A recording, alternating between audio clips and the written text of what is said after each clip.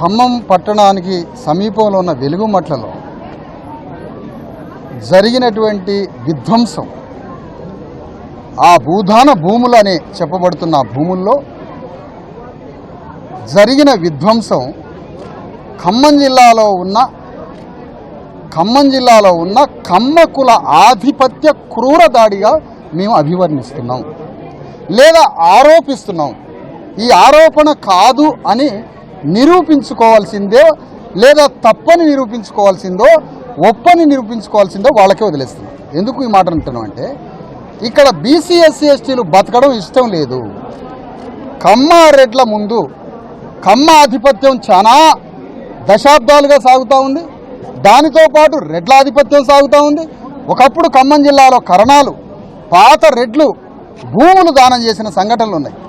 పేదవాళ్ల పక్షాన అనేక మంది దానికి సానుకూలంగా చిర్రావూరి లక్ష్మీనరసయ్య కావచ్చు, మంచికంటి రామకిషన్ రావు గారు కావచ్చు, అలాంటి పాత కమ్యూనిస్టు నాయకులు, పాత పెద్ద స్థాయిలో ఉన్నటువంటి కమ్మవారు రెడ్లు 60 ఏళ్ల క్రితం 50 ఏళ్ల క్రితం ఖమ్మం జిల్లాలో బీసీ ఎస్సీ ఎస్టీల ప్రజల తరఫున వాళ్ళ వైపు మానవీయ కోణంతో, అది భూమి కావచ్చు, రాజ్యం కావచ్చు, తిండి కావచ్చు, మానవ హక్కులు కావచ్చు, ఎంతో సానుభూతితో ఉన్నారు కరణాలు, బ్రాహ్మణులు, రెడ్లు, కమ్మలు ఒక 60-70 ఏళ్ల క్రితం. కానీ ఇప్పుడు ఏం పుట్టిందో 50 ఏళ్ల నుంచి 60 ఏళ్ల నుంచి ఖమ్మం జిల్లాలో ఉన్న కమ్మ రెడ్ల ఆధిపత్యం కింద ఖమ్మం జిల్లా బీసీ ఎస్సీ ఎస్టీలు నలిగిపోయి రక్తం చిందిస్తున్నారు. దానికి పరాకాష్ట రూపమే, కమ్మ కులం యొక్క పరాకాష్ట దాడి యొక్క అంతిమ రూపమే వెలుగుమట్ల భూముల మీద, భూదాన భూముల్లో నివసిస్తున్న బీసీ ఎస్సీ ఎస్టీల మీద జరిగిన దాడిగా మేము అభివర్ణిస్తున్నాం. ఇందులో నేనేమంటున్నానంటే, CPM party, CPI party, ML party వీళ్ళు గత 70 ఏళ్ల నుంచి పేదల పక్షాన పోరాడుతున్నాం అంటున్నారు. మేము కరెక్టే అంటున్నాం, తప్పనట్లే. కానీ పేదల పక్షాన పోరాడితే మీ ఎర్ర జెండాలు, మీ యుద్ధం ఇక్కడ అదృశ్యం ఎందుకు అయిపోయింది? డిసపియర్ ఎందుకు అయిపోయింది? ఇక్కడ అది తుమ్మల నాగేశ్వర ఆదేశాలతోట, లేతే కమ్మరాజ్యం యొక్క వెలుగుని చూడాలని మేము ఆరోపిస్తున్నాం. అట్లా కాదు అని మీరు అనుకుంటే, అట్లా కాదు, నా ఆరోపణ తప్పు, నాలాంటి దుర్మార్గుడి యొక్క ఆరోపణ తప్పు అని మీరంటే, ఇక్కడ సిపిఐ, సిపిఎం, ఎంఎల్ పార్టీలు అన్నీ ఇందులో ఇన్వాల్వ్ కావాలి అంటున్నా. ఇక్కడ ఉన్న ఖమ్మంలో ఉన్నటువంటి అనేక ఎస్సీ ఎస్టీ బీసీ అంబేద్కర్ సంఘాలు, కుల సంఘాలు, మీరంతా ఫూలే అంబేద్కర్ వారసులైతే, పేదల పక్షం అయితే, ఆ కుల సంఘాలని, అంబేద్కర్ సంఘాలని కూడా ఈ పోరాటంలో భాగస్వాములు కావాలని ఇక్కడి నుంచి కోరుతా ఉన్నాం. నేను రెండు చెప్తున్నా. అంతిమంగా మేము చెప్పేది ఏంటంటే, ఈ సమస్య పరిష్కారానికి నా ఒక్కడి శక్తి సరిపోదు, ఈ పేదల శక్తి సరిపోదు. మేము ఏం చేయాలనుకుంటున్నామంటే, ఈ సమస్య నేను ఏదో విజిటింగ్గా వచ్చి పోయేటోడిని కాదు. నేను మరొకసారి చెప్తున్నా, నేను ఒక విజిటర్ని కాదు. కానీ ఈ సమస్యని సుదీర్ఘంగా పరిష్కరించడానికి సుదీర్ఘ సమయం తీసుకొనైనా దీనికి ఒక కమిటీ వేసి, ఈ కమిటీలో బీజేపీ పార్టీని అడుగుతాం, అయ్యా రేవంత్ రెడ్డి రాజ్యాన్ని నువ్వు కూలదొస్తా అన్నావు, ఎందుకు బీజేపీ మా కార్యాచరణలో భాగస్వాములు గారు? ఈ కార్యాచరణలో బీజేపీ ఒక ప్రాక్టికల్ వార్ చేయడానికి నువ్వు రేవంత్ రెడ్డి రాజ్యాన్ని కూలగొడతామని బీజేపీ చెబుతున్నది నిజమే అయితే, ఆ కూలగొట్టే కార్యక్రమంలో వెలుగుమట్లలో వీళ్ళ భూముల్ని ఒప్పజెప్పడమే రేవంత్ రెడ్డి రాజ్యాన్ని కూలగొట్టడంతో సమానమని ఈరోజు చెప్తున్నాం. అందుకని బీజేపీని రమ్మంటాం. ఈ కార్యాచరణలో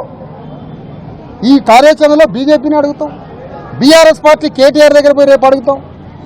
జాగృతి పార్టీ పెట్టబోతున్న కవిత మేడం గారిని అడుగుతాం, మీరు వచ్చి ఇందులో ఇన్వాల్వ్ కావాలని, ఈ సమస్యని పరిష్కరించే దాంట్లో మీరు వచ్చి ఇన్వాల్వ్ కావాలని వారిని అడుగుతాం.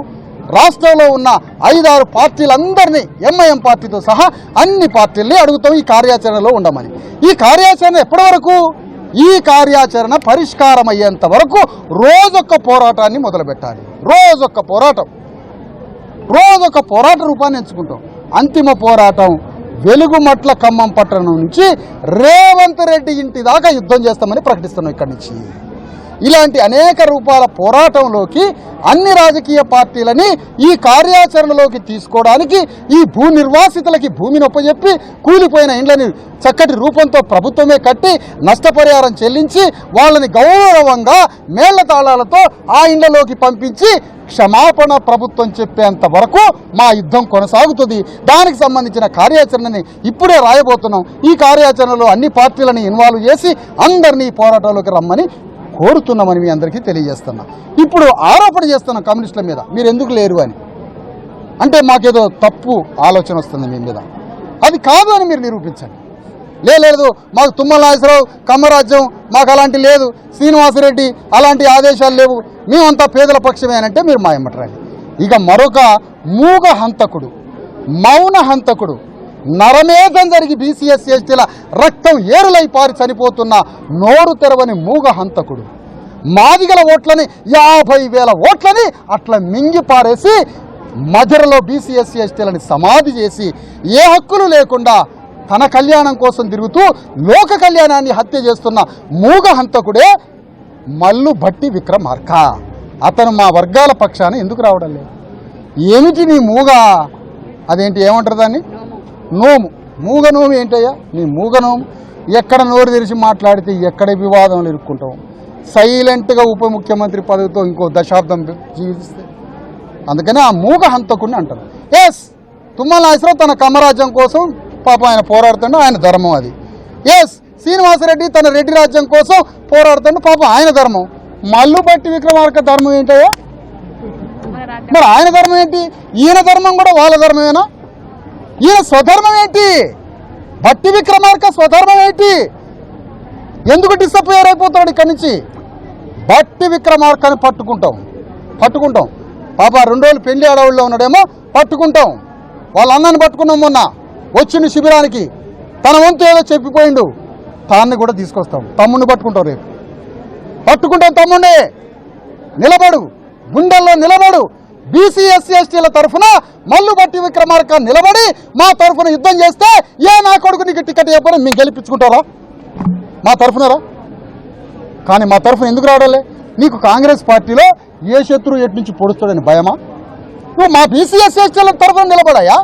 మేము గెలిపించుకుంటావా? ఎవడు పార్టీ నీకెందుకు?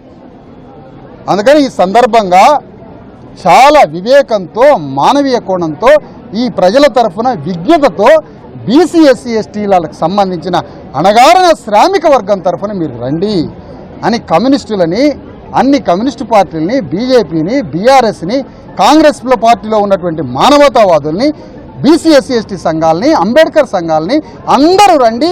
నా నాయకత్వం, ఇంకోటి నాయకత్వం అందరం కలిసే పోరాటం చేసి వాళ్ళని వాళ్ళ ఇళ్లలోకి పంపించేంత వరకు మనం యుద్ధం చేద్దామని మీ ద్వారా వాళ్ళందరినీ విజ్ఞప్తి చేస్తాం.